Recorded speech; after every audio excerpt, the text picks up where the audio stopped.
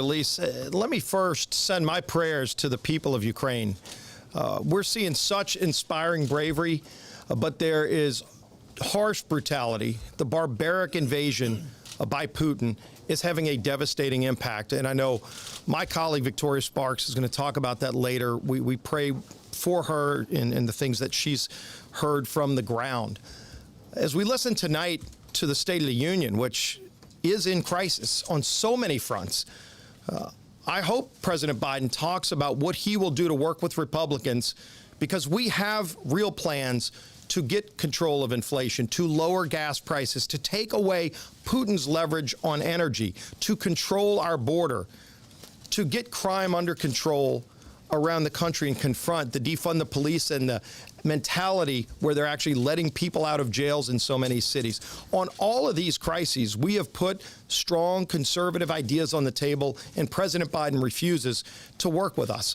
But let me talk right now about Ukraine, because if President Biden wants to do something to help the people of Ukraine, there's some very specific actions he can take right now. Just look at some of the steps that President Biden took since he's been president that have given leverage to Vladimir Putin and put billions of dollars in his pocket to finance this war against Ukraine. Not only did he cancel the Keystone Pipeline, his administration hasn't approved a single new pipeline in America. He's okay with Nord Stream 2, it seemed like, for so many months. But then if you look, he put a moratorium on drilling on federal lands. And when the court struck it down just 2 weeks ago, think of how tone-deaf President Biden has been on energy. As Russia is moving over 100,000 troops onto the border of Ukraine, 2 weeks ago, President Biden issued a moratorium, a freeze on all new oil and gas drilling in America, begging Putin to produce more oil.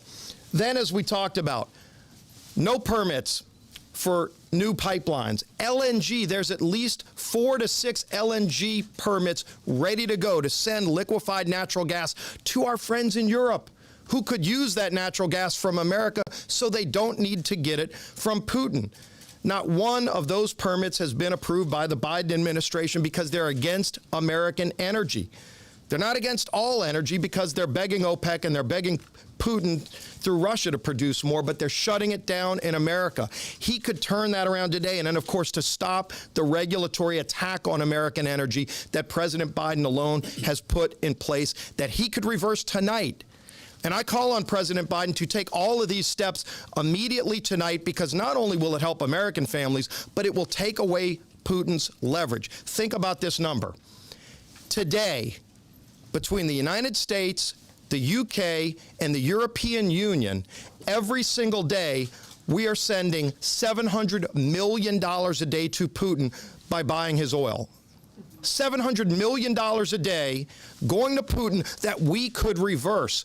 Take that money out of his pockets. President Biden needs to stop financing Putin's war with Russian oil because he shut off the spigots of American energy. It's having devastating impacts on the people of Ukraine, but it's putting billions of dollars in Putin's pocket.